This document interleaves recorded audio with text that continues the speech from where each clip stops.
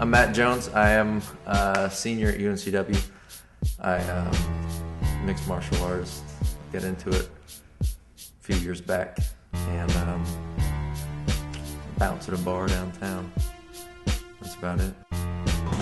I have seen people get hurt. You know, some people, their ego gets to them, and they get put an arm bar or something like that, and they won't tap. You know, but somebody will just.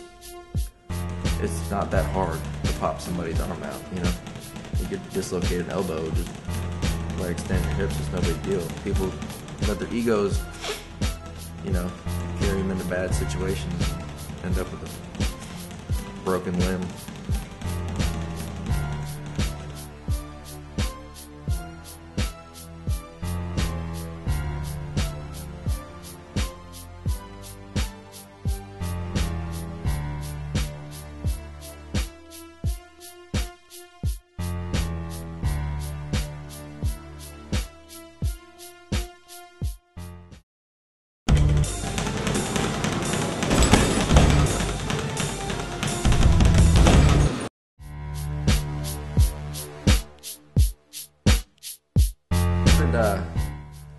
Working out at a YMCA here in town when I was going to Cape Fear Community College, and I met a guy in there, and turns out the guy, he's kind of like real feminine, you know, and all of his buddies at work used to pick on him, and he actually started going to the boxing center downtown, and I started lifting weights there, and I talked to him. I'd see him there every once in a while, and he told me about the boxing center.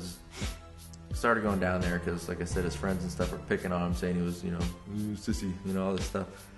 And he said he started learning some cool stuff, so I just went down there one day to check it out, and I liked it.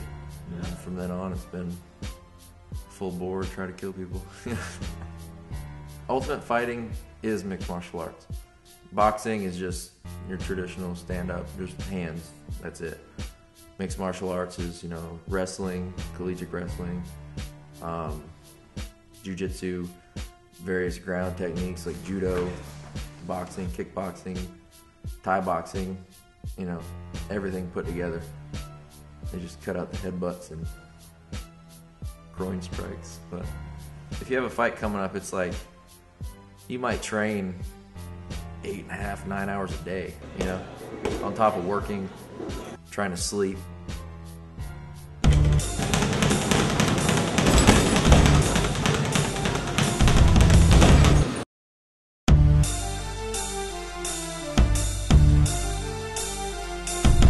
I'd say it's about a 50-50 split, like a mental, physical, you know, thing.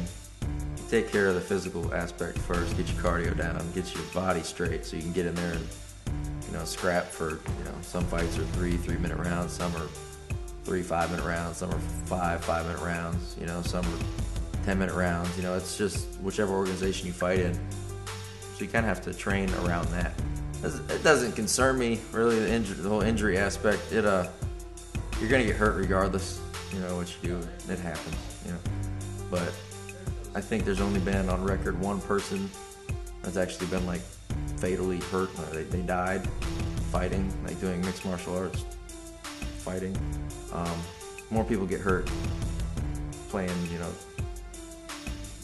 bowling or playing spades with their grandmother. You know, they're gonna get a paper cut.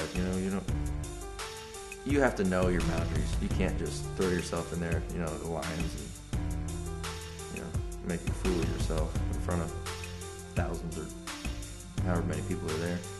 Fight-wise, just had a couple, like, you know, little black eyes, bruises, stuff like that. I got a pretty flexible nose from getting punched in my face, but as for fighting, I've never really gotten hurt besides, like, you know, the occasional, like, pulled muscle or tweaked neck from trying to get out of a choke too long, you know. When you get to a point in a fight and you can't, like, you don't have anything left, that's where the whole mental preparation comes ahead. But if you give up a fraction of a second before he does, he wins and you lose, you know, and that goes on your record. Personally, I train harder than I would think my opponent's training. So if I think, you know, if there's something in the back of my head that that makes me think that I didn't train hard enough, you know, I'll go home, eat something, come back to the gym, and just hit it back up again.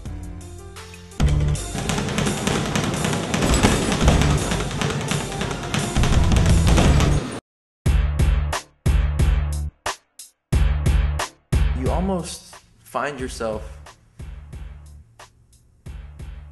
not necessarily sizing people up like you're gonna do something, but you almost analyze situations. Like if I was in a big group of people, you know, and I didn't know anybody, like I'd start thinking like, you know, what would I have to do if, you know, it hit the fan, and you just start piecing stuff like that together in your head, and, you know, breaking down the steps, you know, and looking around.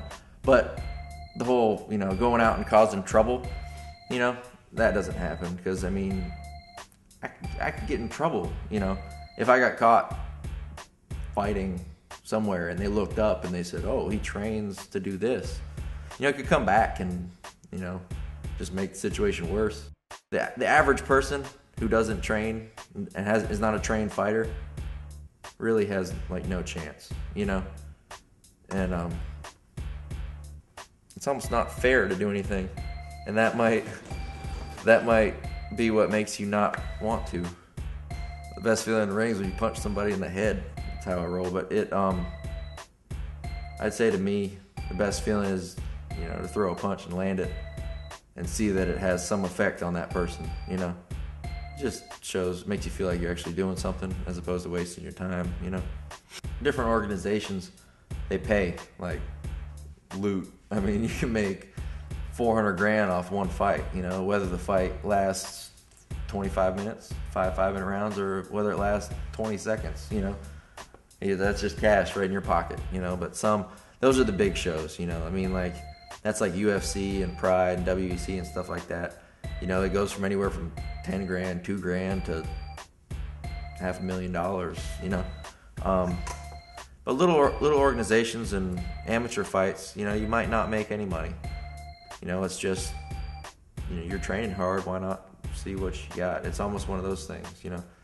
The money, you know, plays a big part in that. Sometimes people need money.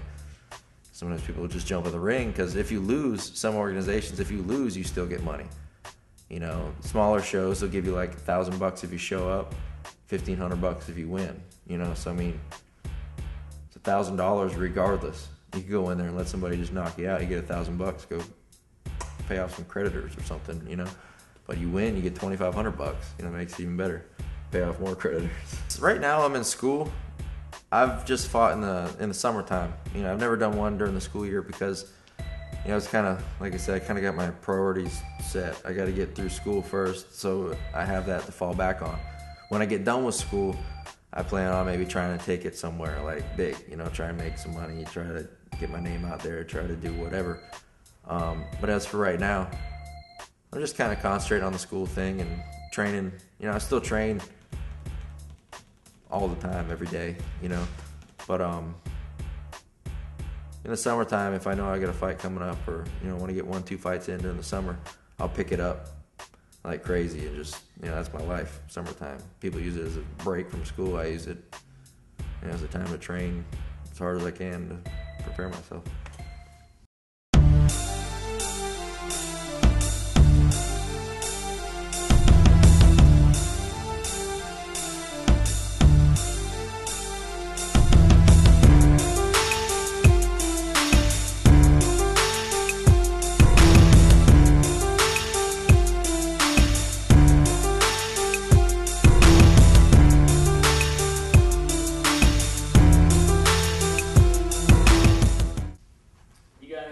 Because that's really all I got for you. Join the gym so we can fight.